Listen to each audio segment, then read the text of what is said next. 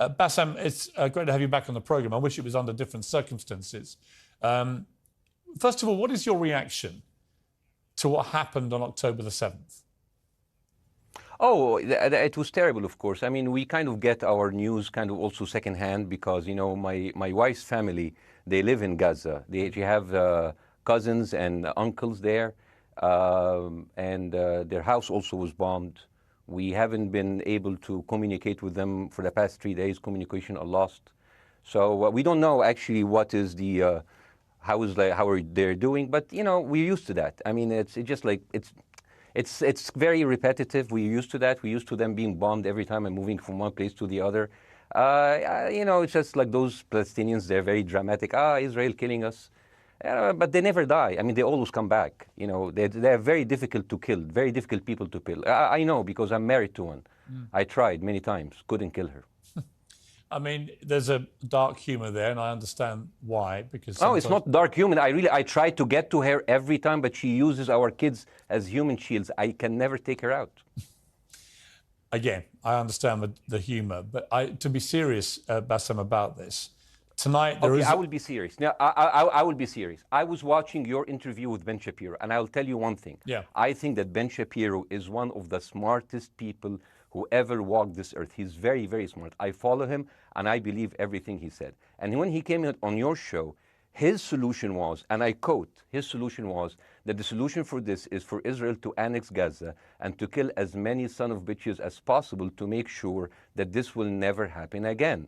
And anyone who called for a ceasefire will be a terrorist sympathizer. So God forbid, I don't want to be labeled as a terrorist sympathizer. So I agree with Ben Shapiro. I think we should kill as many son of bitches as possible. Well, let me, so okay, far, but Bassem, let me...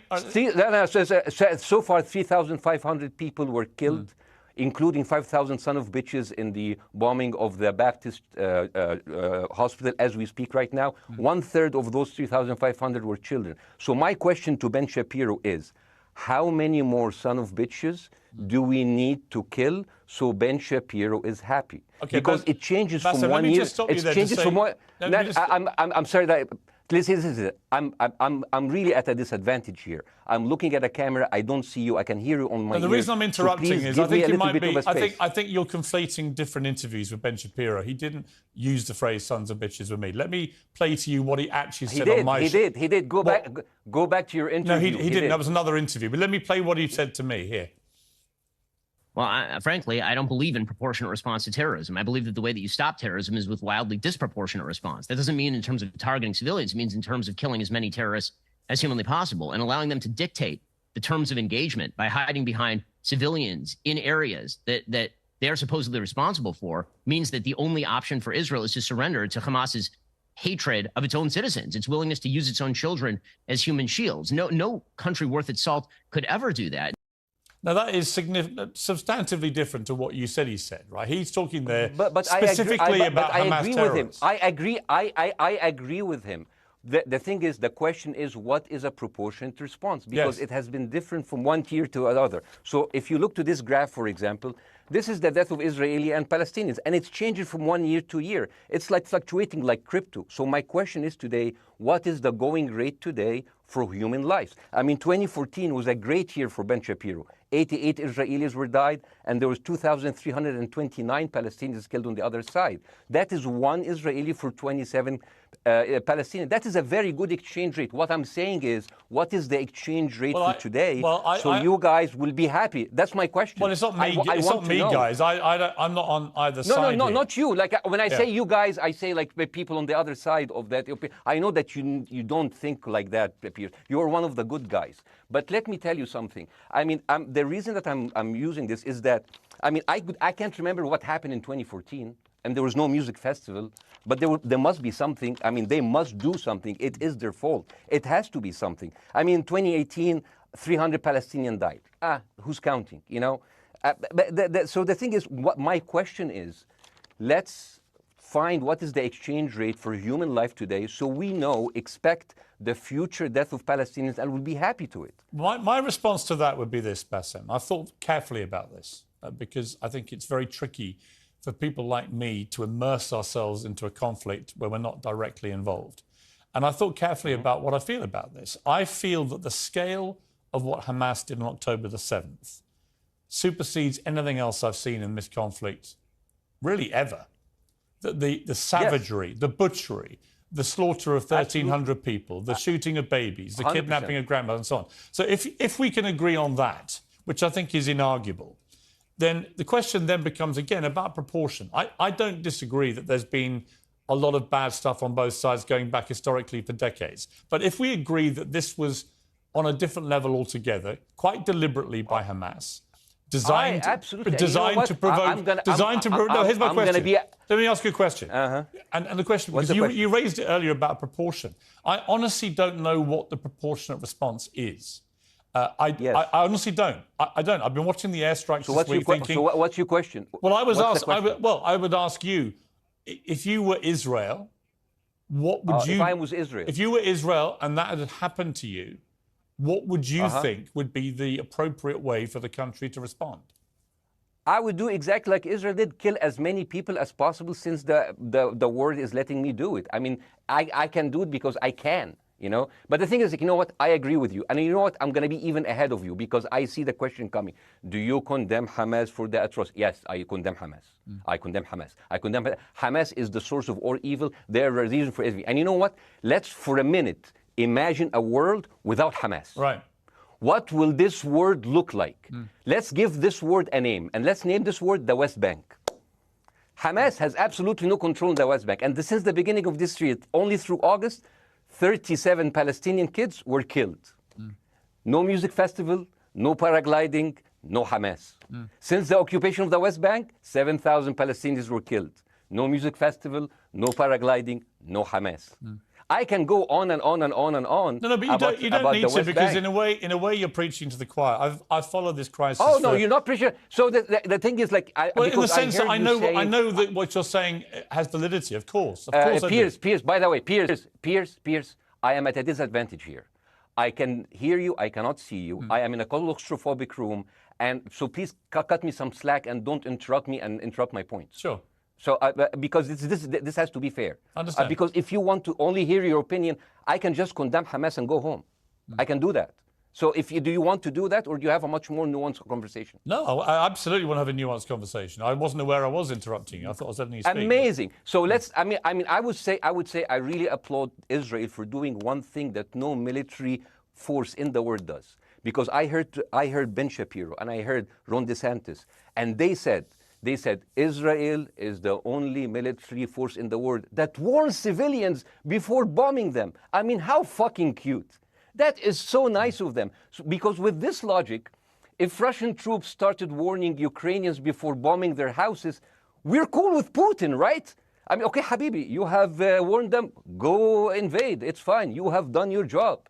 I mean, the thing is, and I understand, and I also heard Ben Shapiro talking about Human Shield. So you remember my wife's family, they live in Gaza. So I asked them, I told them, when Israel give you the nice warning, the cute warning, does Hamas force you to stay in your home so you can be bombed and use as Human Shield?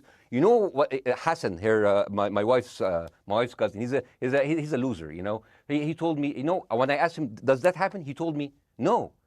The lying son of a bitch lied to me. I told him, you don't understand. Ben Shapiro and Ron DeSantis keep saying that Israel warns you and Hamas asks you to stay put. So I told you, he's a loser. He never kept a job. He even failed in all of the interviews to become like a human shield. I would believe Ben Shapiro. Let me ask you this, Bassem. So let's go with that. No. Let me ask you At some point, I must be able to ask you questions. It's not a monologue for you, Bassem. If we agree that for the 14,000 casualties, I mean, who's counting, are Human Shield, does that mean that every single one of those civilians was standing, obscuring a military target behind them? Because that's a lot of weapons. I mean, Hamas is packing. No, of course it doesn't.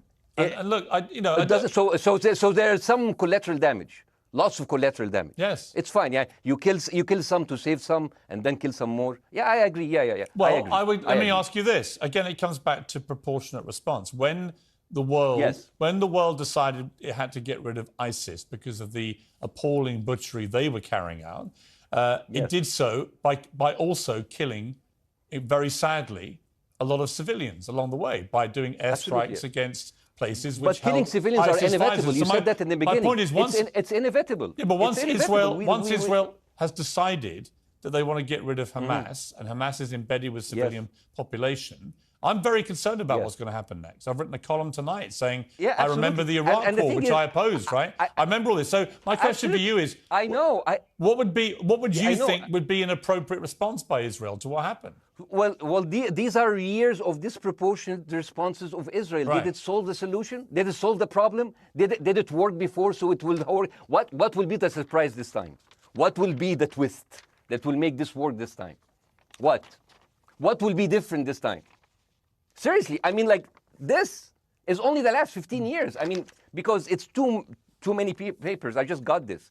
But how will this be different? And the thing is, I am so glad in the introduction that you mentioned the Iraq War. I applaud you, Piers, for saying that, because you were honest about it. You said that spreading lies like WMDs make people look at those people as less of humans, and they would accept the death of 1 million Iraqi, whether by sanctions or by invasion, right? You are a good man. This is amazing. And you know what is similar? Is when you spread the lies of 40 decapitated babies, although it was refuted. So what happens when people hear that, killing babies is horrible. But when you say decapitated 40 babies, you are planting a certain image with a certain trigger in people's mind. Who has said that? Who has said 40? Who has said that? Who has said 40 decapitated? Who has said that? You have repeated. No, I haven't. What? I've never said that. You haven't said on your show 40 decapitated babies? Never. Ben Shapiro didn't say it? No. Ron DeSantis didn't say Nobody it? has said it. Okay, no, nobody said it? No. Oh, okay, maybe I am wrong. Decapitated. Here's you're wrong. I've never said that. The thing, what happened, no, you're wrong. But the thing is, when Iraq, the thing is, the same thing is happening in Iraq. Ben Shapiro once tweeted, not even about Gaza, about the West Bank, when Israel continued to build the illegal settlement. He said, 2017, Israel likes to build things, and Arabs, not Palestine, not Hamas, Arabs like to bomb crap and live in open sewage. Yeah, I thought that was very the Israeli defense minister, he said, those are human animals. And the thing is, Ben Shapiro should know better, because, long before the Holocaust, before Jewish people were thrown in the gas chambers, the Nazi propaganda called them rats. Now, as a human being, I will never accept that another human being being thrown into a gas chamber. But a rat, kill 10, kill 1,000, 3,500. They are son of a bitch. They are human animals who live in open sewage and decapitate babies. And because of that propaganda, Mr. Morgan, that guy in Illinois, the 71-years-old guy, he killed, stabbing the 6-year-old Palestinian kid in Illinois 26 times. And he used to play with him. They used to be friends. But he went in, marching into their apartment, stabbing his mother and killing him, shouting, all Muslims could die. Yeah. It took you 80 years to change one word from Jewish to Muslim. And then you transferred your guilt to us and took away our land. Bassem, let me ask you a question. That deal sucks, man. Let me ask you a question. How do we get from where we are now to peace? Well, first of all, you need to change the perception. Nikki Haley, the American presidential candidate, said, we are in Israel in this because it's a fight between good and evil. Now, if you already decided someone is good, he can do no evil. And if you decided someone is evil, it's good to kill them. Killing them is good. You see, and the thing is, it is not like something new. I mean, I look at history and I see, I'm sorry to say that, but Westerners has always dealt like this with indigenous people. You first treated them like savages, Native American, First Nation, Aboriginal. They're savages. Kill all the savages. And then when they're almost extinct, you start feeling sorry for them, like animals. So maybe the solution is that we kill as many Palestinians as possible, so the few of them that remains do not bother you. And maybe Netanyahu, when he lives for another 100 years, he'll become a tree hugger. Let me just challenge you on this. And he will campaign for preserving the free Palestinian. You keep talking about Westerners like me. Okay, so let me return the favor, okay? Hamas is dedicated to the complete eradication of Jewish people. I am not the spokesman for Hamas. I'm not saying you are. Why do you keep... I'm not saying you are. I'm not their spokesman. You're talking to me. I fucking hate them. Bassem, Fuck Hamas. Hamas. No. Are you happy? You're missing my point. You're talking in a generalized way about people in the West who always talk about Arabs as savages. I don't. No. I'm talking about America. I actually led the campaign. I led the media campaign in this country against the Iraq War. Okay, so I don't see people in the Middle East as savages. You are one of the good ones. But what I would say is, I'm talking about you. You're great. No, it's not about me being amazing. great. We love you. It's about the way Hamas behaved on October the 7th was like savages, like a pack of savages. It was the worst atrocity against Jewish people since the Holocaust. There has to be, of course, there has to be a response. They should be eradicated. My question for you is, notwithstanding the history, Bassem, what is the proportionate response? But I don't know. But there's no Hamas in the West Bank, and they're still dying there. So what's your excuse? I don't have any excuse. Okay, what's your explanation? Sorry, my earpiece went down. Listen, I don't make any pretense that this hasn't been a massive problem between Palestine and Israel going back to the mid-40s. We all know this, right? Pierce, listen. I'm not saying that you're making excuses, but if you are adopting a certain point of view, you have to at least defend it. I'm telling you, there is no Hamas in the West Bank. What is the excuse? Not your excuse. What is the excuse to kill those people? Well, listen, this question of proportionality is one that... No, answer my question. I've been answering your question. You answer mine. It's actually not my job to answer your questions. It's not. Okay, not your job. Not. I agree with you. I'm more interested in you, who has family in Gaza, who's an Egyptian in the Middle East, right? I'm more interested in what you have to say. Okay, I'm telling you. I think Hamas is the problem, okay? Right. Now, let's say Hamas is removed. Let's Hamas. I'm agreeing with everything. You want me to condemn Hamas? I will condemn Hamas, Hummus, Hassan, everybody. Guys, so wait. I can't hear you. The earpiece. Damn. Okay. Oops. Okay. Yeah. Okay. I do need help. I think. Okay. Just go back. Is he there? You go back. Can you hear me? Okay, go. Thank you, guys. Can you hear, Bassem? Yeah, now I can hear you. Okay. So here's the thing. Can you hear? Okay. Yeah. So, Isaac, let's say, for example, Hamas ceased to exist. Okay? Do you hear me? Yes. Yeah? Hamas ceased to exist today. Now, right now, in Palestine, in West Bank and Gaza, 20% of Palestinians go through Israeli prison system, whether imprisonment, whether interrogation, whether torture. And the rest of them, they live a life of daily loss of land, of homes, of life, and they are suffocated by this. So let me ask you something. If you are a Palestinian living into these conditions for decades, would you sympathize with your oppressor or sympathize with the people who claim they resist them even if they are terrorists? I have made no secret that I think the conditions Palestinians have had to exist under are completely unacceptable. I've said that for years. So the question then becomes, how do you forge peace between two warring parts of that region who for decades have approached peace, in my view, with mutual sledgehammers, with no actual desire to have peace? And I think it comes down in the end to great leadership. And I don't think there's great leadership. I don't think, well, hang on, let me make my point. I don't think there's great leadership on either side. Where is the Nelson Mandela figure here to come through all this hatred on both sides? Nelson Mandela? Yeah, where is that figure? Nelson Mandela actually have criticized Israel for being a horrible state. All of the South African activists have actually called Israel. My point is about how he responded to a country that was so divided. Is a template for how you get to peace, isn't it? I haven't met Nelson Mandela, so I wouldn't know. But like there's a point. There's a very important point here. You know, I want to understand what is the logic of Israel carpet bombing Gaza. I mean, if there's a logic, if this will make Israel safe, I want to hear the logic.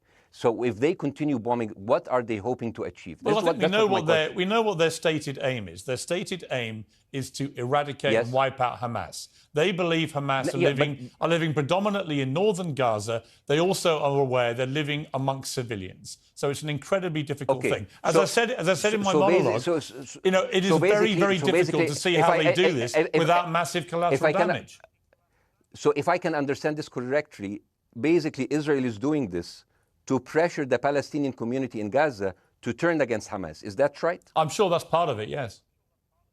That's part of it. So this is exactly what terrorist organizations do, because terrorist organizations will have no chance beating a whole nation in battle. So they terrorize and they kill the civilians in order to spread fear and terror so they can turn against their government to change their policy or to resign. You have just compared Israel with ISIS.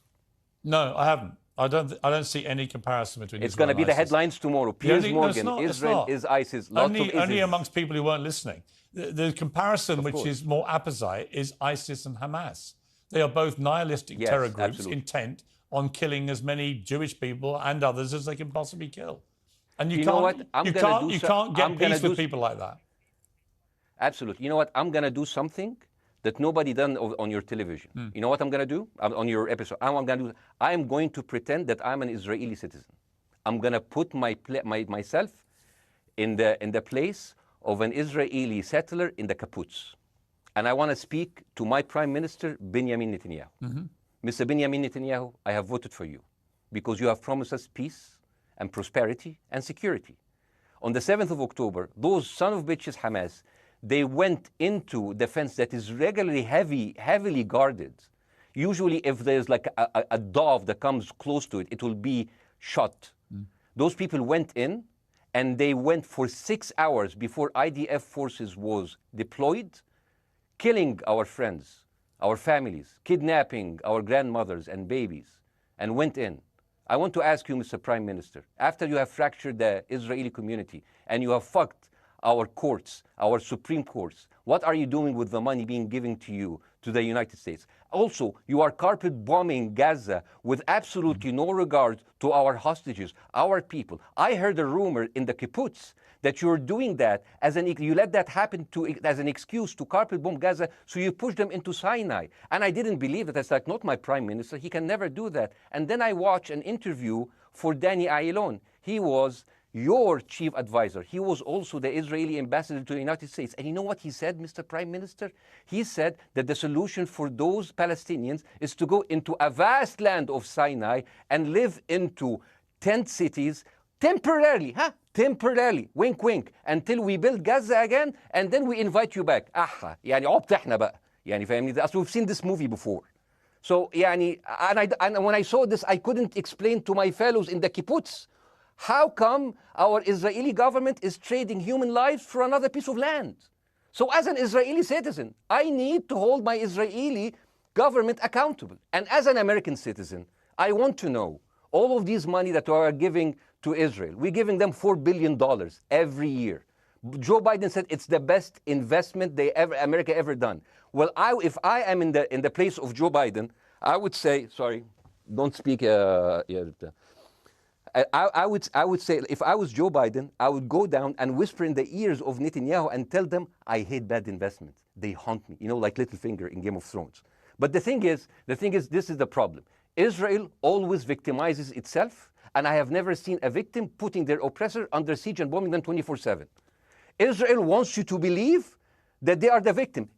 Dealing with Israel is so difficult. It's like being in a relationship with a narcissistic psychopath. He fucks you up, and then he makes you think it's your fault. All right, you look at Israel as Superman, but they're really Homelander. Wallahi, they are like they are shooting Bassem, fish in a barrel, and they are annoyed with the splashes. Bassem, I want to say two things. One, if you could just slightly mind your language. We are uncensored, but if you keep swearing, I'm very sorry. We have to apologise to viewers who may be offended by that. I apologize. But I understand passions run high, so let's not get too bogged down about the odd swear word. I apologize to the viewers. I apologize to the viewers for my language. My second question is this: after the sight of dead civilians. After the break, we have the managing director of the Daily Wire, which is Ben Shapiro's company. We were going to interview him on his own, but he's happy to come on and talk with you directly if you are prepared to stay. Well, of course, I can stay, but again, I am in a disadvantage, and I would like to have my space to respond. Okay, we'll come back after the break. Because here's the thing. There's Bassem, two things we're going to go to a break. All right. When we come back from the break, it'll be you and Jeremy Boring from the Daily Wire. I have news. We're taking a short break, Bassem. I'll be back. Welcome back to Uncensored. For more on the situation in Israel, I'm joined now by the CEO and co-founder of the Daily Wire, Ben Shapiro, his partner, Jeremy Boring. Jeremy, thank you very much indeed for joining me. I'm sorry we demoted you earlier to mere MD. You are the CEO and co-founder. You know Ben Shapiro better than anyone, really. I did a big interview with Ben, obviously, the other night, which went around the world and has sparked a big reaction, including from our guest, Bassem Youssef, who's still with us. First of all, you've been listening to Bassem and what he's been saying. What's your response? Well, first of all, I make it a point not to speak for Ben Shapiro. He's got a 20 IQ points on me and speaks for a living professionally, so he's much better prepared to defend himself. But as his business partner, as his best friend, I do feel like I have to respond to the things that Bassem was just saying. First of all, the question of how many sons of bitches have to be killed in order to end this conflict, I suppose that the answer is as many of them as it takes. That doesn't mean that I or Ben or any decent person in their right mind is happy with the killing of civilians. I posted at the very beginning of this conflict that a woman or a child blown apart in Gaza is just as tragic as a Jewish baby killed in one of the settlements. That doesn't mean that Israel's actions and the actions of Hamas are morally equivalent. You know, the tragedy is the tragedy, but the moral equivalency is nonsense. If you entered Israel with the express purpose of targeting and murdering civilians with your own hands in cold blood, that is not comparable to Israel bombing targets in the Gaza Strip and killing civilians as a terrible, tragic consequence. War is terrible. War is an awful thing. That's why decent people don't lightly engage in war and why Hamas should not have incited this war. You know, we can talk about the history of the Israeli conflict. I'm not a professional political commentator. I'm a CEO. I'm a screenwriter. And I'm certainly not Ben Shapiro. I'm not here to discuss the history of the Israeli-Palestinian conflict, but we all saw what happened on October 7th. And the idea that Israel was not going to react severely to that, or that Israel should not react severely to that, is ludicrous. And the Jeremy, idea that Ben Shapiro should be a moderating voice, that Ben Shapiro should be, saying, no, Israel should not respond in this situation, that's nonsense. Let me ask you, though, Jeremy, the question which I think is the big question. What is a proportionate response to that outrage on October the 7th, which is the worst attack on Jewish people since the Holocaust? What is proportionate? If it's true, as reports are suggesting tonight, that there may have been a hospital hit by an Israeli strike and up to 500 people or more have died, that would seem to me, if that is verified, and it's not verified yet, you know, we don't know exactly what has happened other than there's been a hit on this hospital. But if that is verified to have been an Israeli strike, that will strike many people as disproportionate. Certainly. Well, first of all, I don't know what a proportionate response is or why we would want it. I suppose a proportionate response would be for 3,000 Israelis to go through the fence, gun down innocent Palestinian women and children, burn their bodies, burn them alive, take hostages, rape their women. No one wants a proportionate response. No moral person could possibly call for a proportionate response. The purpose of war is to defeat your enemy. The West has, in my lifetime, forgotten the purpose of war because the true cost of war is so terrible. The last time the West engaged in war and won it was World War II, and they did it through incredible brutality. They did it by bringing their enemies to heel. That is not a thing to That's not a thing to rah-rah about. That's not a thing to look forward to. As I said, all decent people should avoid war. But I think the sort of lie of the post-World War II, the post-war consensus lie, is that somehow war in which you kill a bunch of people and don't secure victory is morally superior to war where you do secure victory. I would say that the only way to morally justify a war is to win it. Otherwise, the very argument that brought you into the war, this enemy must be defeated, ends up being proven a lie. I mean, Afghanistan, I think America had every right to go into Afghanistan. The Taliban was harboring Osama bin Laden and Al-Qaeda. Al-Qaeda flew planes into buildings in the United States, killed thousands of our citizens, brought the nation into untold agony, pain, and horror. America had every right morally to go in and destroy the Taliban and destroy Al-Qaeda. Yeah, but I would argue, the Taliban now rules in Afghanistan. The war was not won. But that's my point, actually. I've done a column about this tonight for The Sun here in the UK, which is I was editor of a newspaper when the Iraq war happened. I opposed it very aggressively as the editor of the paper. And sadly, we were borne out by events. It was a complete disaster, the Iraq war, in my view. It was illegally contested, I think. And the consequences were appalling in terms of loss of life, 1 million people, in terms of ISIS being allowed to breed and create their merry hell around the world, in terms of complete dismantlement of Iraq itself as a functioning country. And I think Afghanistan, again, 20 years of attacking an enemy which is now running the country again, seem to me again to be kind of pointless. And I do wonder whether Israel, in its blind fury, which I completely understand, has thought through the consequences of actually launching a full air, ground and sea offensive into Gaza as to actually what happens at the end of that. Well, I suppose Israel wasn't really given the opportunity to fully contemplate what the consequences of that action might be, because Israel didn't instigate this war. This war was instigated by a horrible terrorist attack on Israel, and a state is put in a position where it has to respond. Now, one might argue that the very fact that Israel has yet to actually launch their ground invasion means that they are actually making a calculation about what the cost will be, what victory looks like. Any rational person, any decent person can engage in a conversation about what is the appropriate response for Israel. Of course they can. But this sort of moral equivalency thing, I don't think is a sign of decency to engage in a conversation about moral equivalency. Let me bring Bassem back in. You've been listening to this, Bassem. What's your response to what Jeremy's been saying? I'm sorry, I didn't catch the gentleman's name. It's Jeremy Boring. He's the chief executive of the Daily Wire and co-founder with Ben Shapiro of the Daily Wire. Hi, Jeremy. Please say hello to Ben Shapiro and please tell him that I do think he is the smartest person to ever walk the earth. Thank you so much. So, as a response to Jeremy, I agree with everything you said. I mean, what is disproportionate? I mean, he just used the examples from Second World War and America, showing that civilian casualty is, I heard his voice. He was very sad. And as he was telling us, it is so inevitable to kill so many civilians because it's something that we cannot avoid. I hear the sadness in his voice. And I know that it's a very difficult decision to kill all of these civilians because that's for a higher cause. And I understand. But my question, I have two questions. The question is, how can you justify the killing in the West Bank where Hamas does not exist? And if the disproportionate response during over all of these years have actually worked, what will be new this time that did not happen before? I just want to. That was my question. Okay, that Bassem, was my question. I'm gonna. Okay. So now, if I ask the question, can I say something on my side? Well, a little bit personal? Bassem, with respect, a little bit personal. Bassem, with respect, I gave you half the show to have your side. Jeremy's had a lot less time. I'm going to have to You move want me on. to leave? Bassem, or do you want me to stay? I'm going to have to let you go because we've been on air with you for 40 minutes. Okay. Now. Bye bye. Right? But listen, bye.